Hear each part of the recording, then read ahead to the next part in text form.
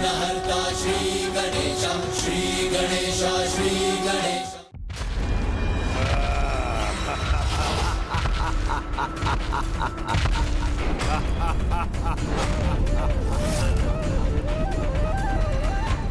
ये असुर और कोई नहीं, दशानन रावण है भैया। दशानन रावण? भंडासुर के साथ सहस्त्र वर्षों के शासन के आरंभ के पहले जब मैंने इसे पिताश्री के आत्मलिंग को लंका ले जाने में विफल कर दिया था, तब इसने माता सीता का अपहरण किया और प्रभु श्री राम के द्वारा इसका अंत हुआ। किंतु ये दुष्ट पुनः वो भूल दोहरा रहा है। श्री माता ललिता का अपहरण करने का प्रयास कर रहा है। जिसमें ये फिर विफल होगा। सर्वभूतेषु शक्ति रूपे संस्थिता नमस्तस्यै। इस रथ का भार अत्यधिक बढ़ क्यों गया?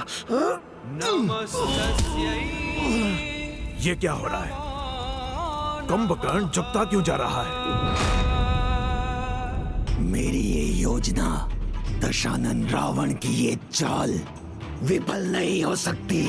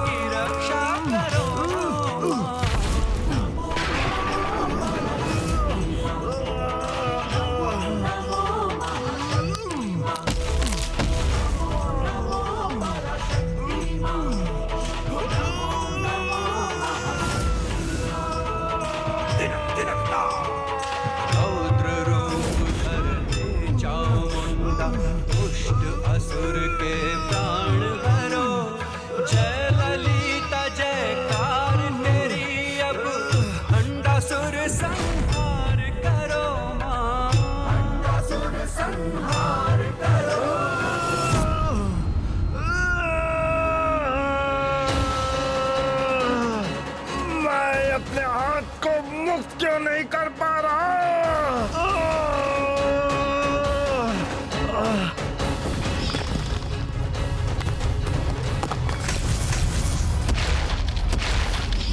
ये तो जैसे पूर्व का दृश्य एक बार पुनः उत्पन्न हो रहा है।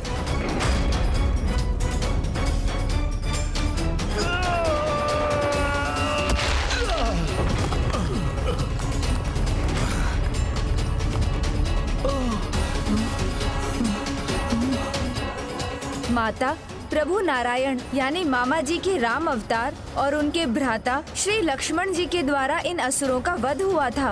अब समय आ गया संसार को पुनः नारायण अवतार प्रभु श्री राम और उनके भ्राता लक्ष्मण द्वारा रक्षित होने का।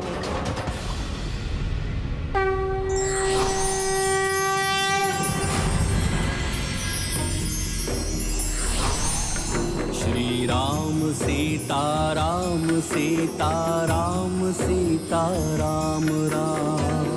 वीर है रघुवीर है रणधीर मेरे राम है। दीन बंधु कंज लोचन कोटि उनके नाम है। श्री राम सीता राम सीता राम सीता राम राम।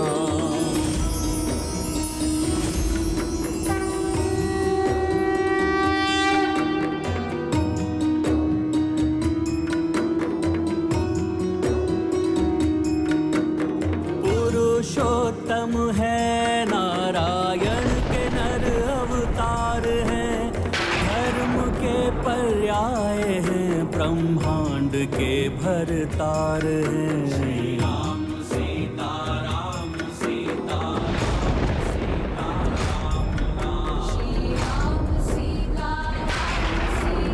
राम सीता राम राम। श्री राम भक्त कृपाल है, वो पापियों के काल है। श्री राम भक्त कृपाल है, वो पापियों के काल है। सर्वशक्तिमान दीनानाथ दीन दयाल है।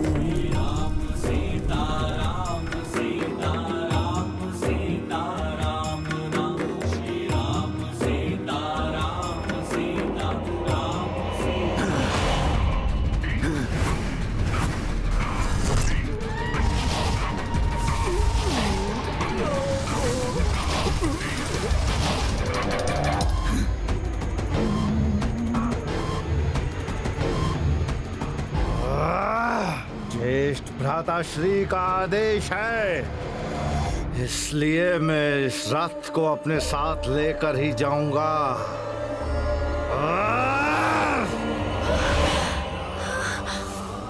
माता पराशक्ति को हमारा प्रणाम। विजयी भव।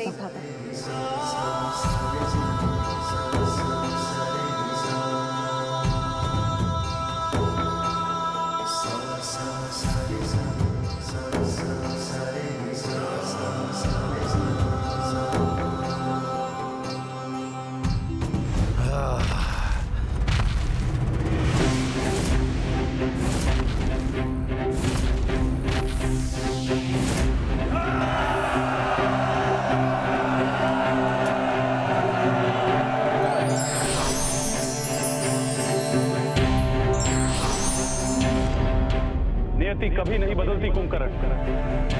पाप कर्मों का परिणाम सदैव एक ही होता है।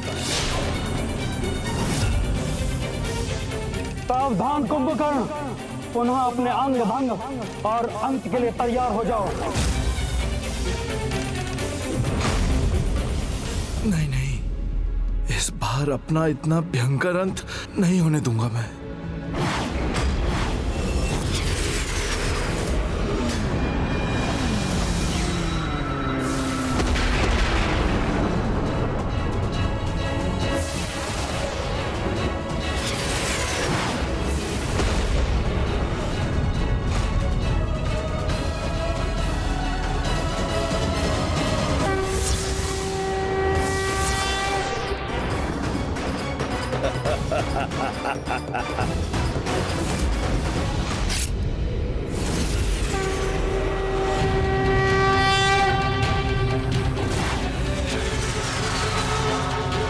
जिस माता ने सृष्टि को जन्म दिया है, तुमने उसी माता को अपने इन हाथों और पांवों से आहत करने का प्रयास किया। इसके लिए तो ये दंड भी कम है कुंभकर्ण।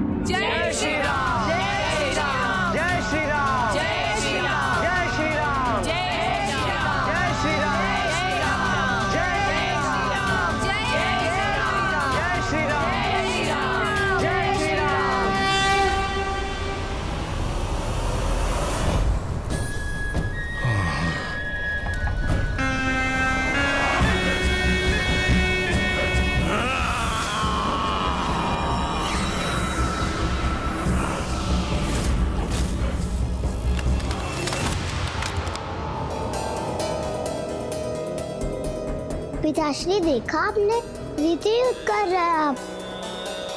फिर से पराजित हो गए आप।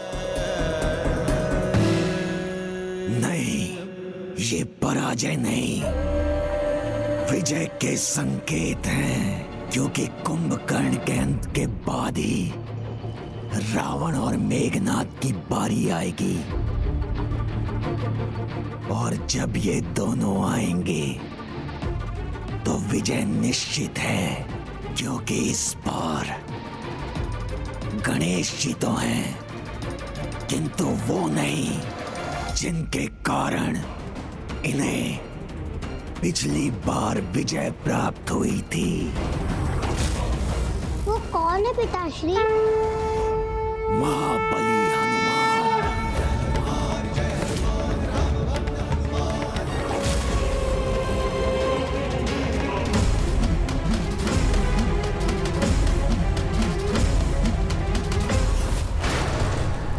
वज्र मेघनाद, इस युद्ध में विजय प्राप्त करने के लिए तुम्हें देवी निकुंभला का अधूरा यज्ञ पूर्ण करना होगा। और इस बार तुम ये यज्ञ पूर्ण भी कर पाओगे, क्योंकि युद्ध में बाधा डालने के लिए महाबली हनुमान नहीं है। माता, मेरे मन में एक प्रश्न उमड़ रहा है कि इस युद्ध में होने वाले संकट का मोचन कौन करेगा?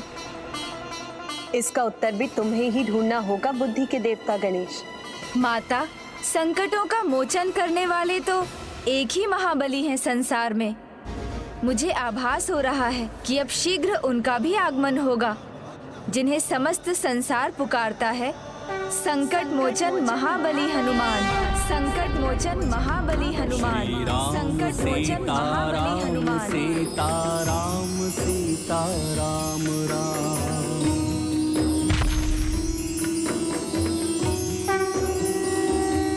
अद्भुत हो तुम गणेश, सत्य कहा तुमने।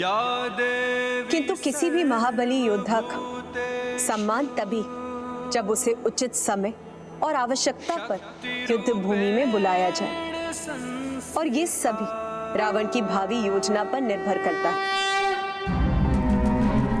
मैं लंकापति रावण ये प्रतिज्ञा करता हूँ कि मैं प्रतिशोध लूंगा।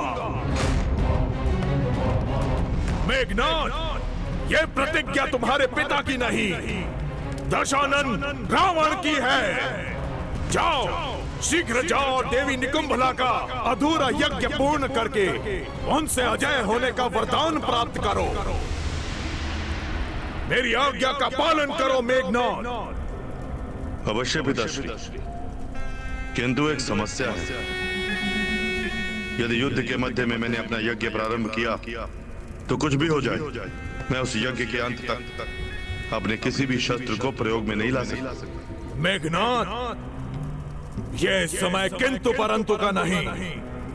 तुम यज्ञ की चिंता करो, युद्ध की नहीं। जब तक रावण है, युद्ध हमारी मुट्ठी में होगा।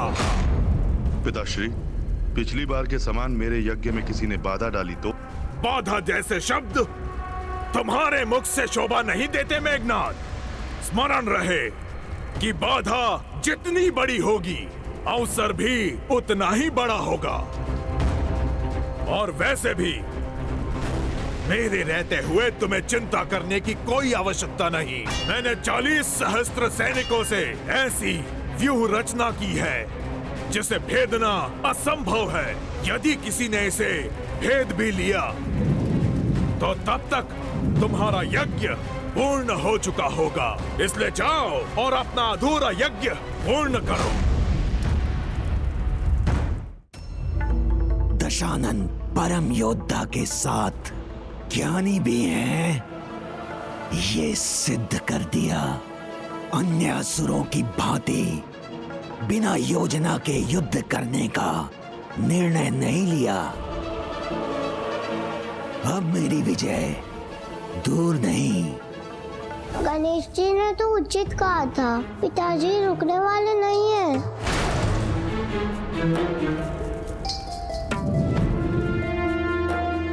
माता, दुष्ट अपनी दुष्टता को अंधकार से छिपाना चाहते हैं। ये असुर जो भी योजना बना रहा है, उसे इस मायावी धूम्र से छिपा रहा है। किंतु मेरा अनुमान है कि ये युद्ध के लिए एक विशाल सेना तैयार कर रहा है। लक्ष्मण कभी सेना की विशालता से भयभीत नहीं होता, क्योंकि शक्ति सेना की विशालता से नहीं, सैनिक की योग्यता पर निर्भर करती है।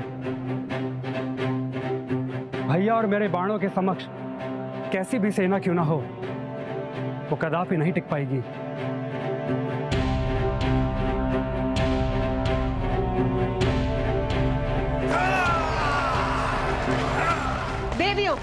आगे बढ़ो।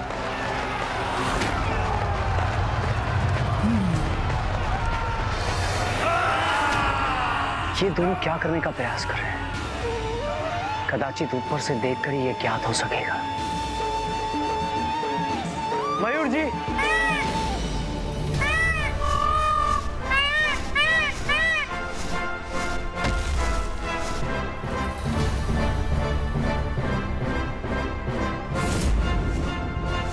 चलिए मयूर जी।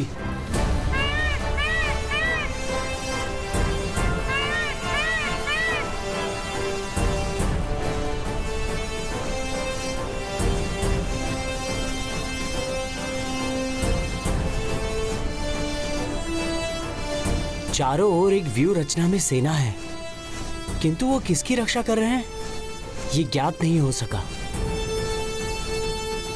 कुछ तो अवश्य अत्यंत भयंकर हो रहा है वहां। चलिए मयूर जी।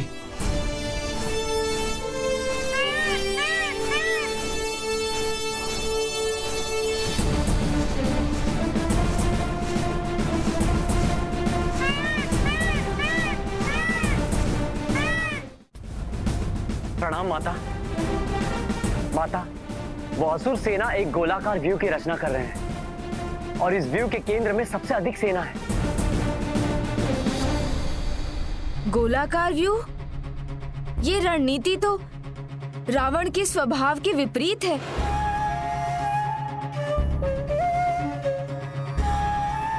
युद्ध में सीधा वार करना ही उसकी पहचान है।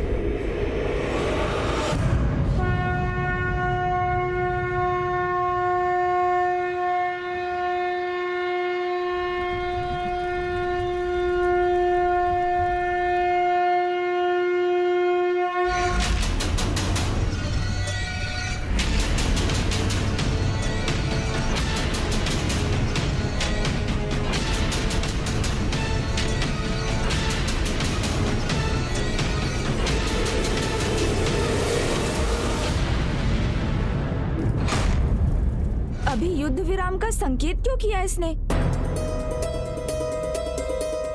एक ओर तो ये असुर सेना एकत्रित कर रहा है, एक व्यूह की रचना कर रहा है और दूसरी ओर युद्ध विराम का संकेत भी दे रहा है। ये दोनों नीति एक दूसरे के विपरीत है और जब कोई ऐसा करे तो हमें समझ जाना चाहिए कि अवश्य इसके पीछे कोई रहस्य है।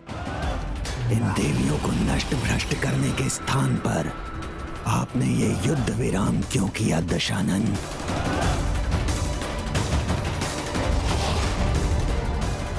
भंडासुर, आप तो महान असुर, महानायक हैं। आपको तो ये बात समझनी चाहिए कि ये भी मेरी एक योजना है। अगर युद्ध विराम नहीं करूंगा तो मेरे पुत्र मेघनाद का यज्ञ कैसे पूर्ण होगा?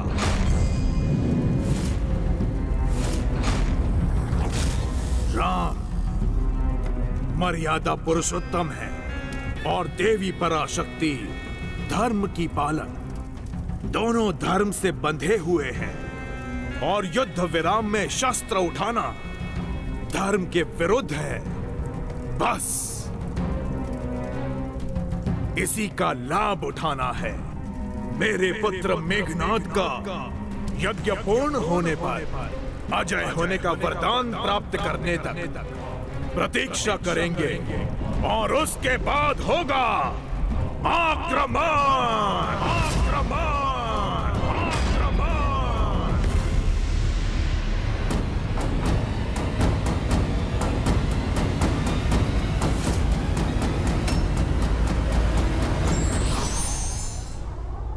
अधर्मी कितनी भी कुटिलता कर ले, धर्म के समक्ष उसकी सारी कुटिलता निर्मूल हो जाती है।